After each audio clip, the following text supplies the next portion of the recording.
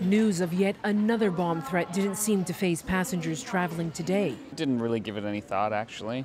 I'm a little more fatalistic than to be influenced by false rumors or false threats. And that's exactly what last night's threat turned out to be.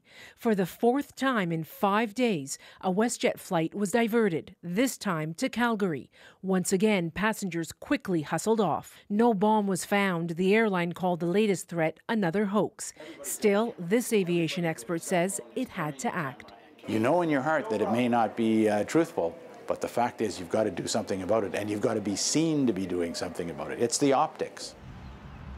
This spate actually began in St. John's a week ago with a handwritten note found in an Air Canada plane bathroom. That caused the entire airport to be shut down.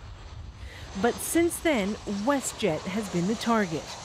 According to this security expert, the person or people making the threats likely don't intend to follow through. It doesn't strike me as being terrorism, and it doesn't strike me as being extortion. It's too particular and too focused on WestJet. So I think it's somebody with their own personal animus against the company.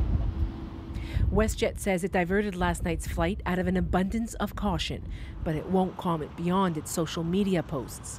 Police forces across the country are investigating and remain tight-lipped.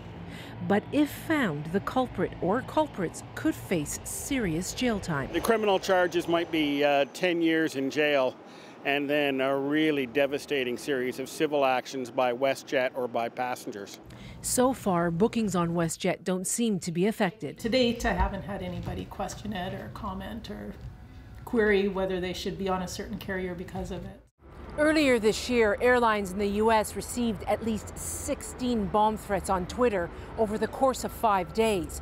It doesn't appear anyone was arrested. As for the WestJet cases, at least one of the threats was called in. Marissa Dragani, CBC News, Toronto.